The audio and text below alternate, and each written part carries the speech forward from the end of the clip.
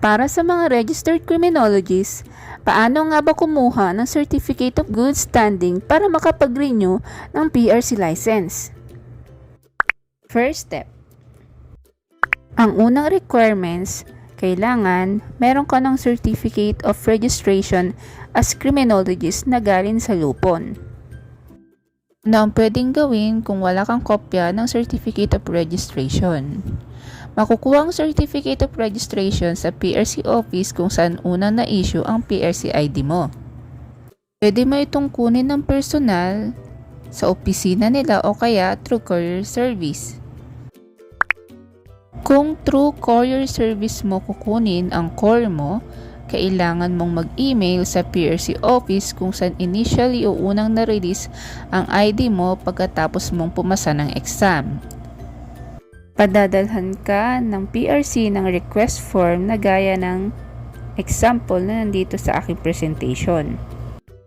After mo ma-fill out ang request form, i-ready mo rin ang scan copy ng PRC ID mo, back to back, at mag-ready ka rin ng pambayad sa courier service. Kapag nakabayad ka na, i-screenshot mo ito as a proof. Kapag na-comply mo na ang request form, scan PRC ID at screenshot ng payment mo, pwede ka na makipag-coordinate sa customer service para sa courier fee at documentary stamp ng core mo. Note lang, may email ng CP number na ibibigay ang PRC kung sino ang kukontakin mong customer service para sa pagbabayad ng iyong courier fee at doc stamp. Maaari mong matanggap ang iyong core sa loob lamang ng isang araw o depende sa layo ng iyong address.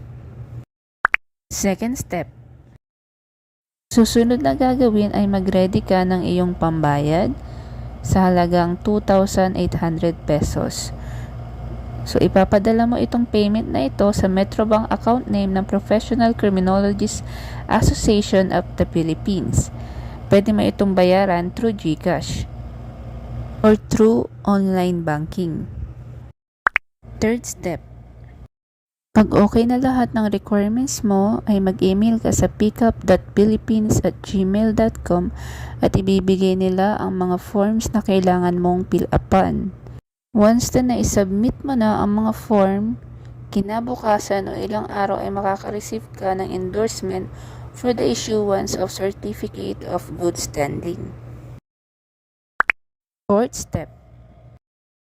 So, once na verified na lahat ng iyong requirements na pinasa, actually hindi naman aabutin ng 7 days ay marireceive mo na ang iyong Certificate of Good Standing.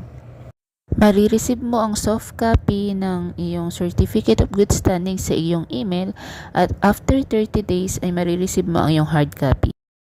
Pwede mong i-print out ang iyong soft copy at ito ang ipipresent mo para makapag-renew.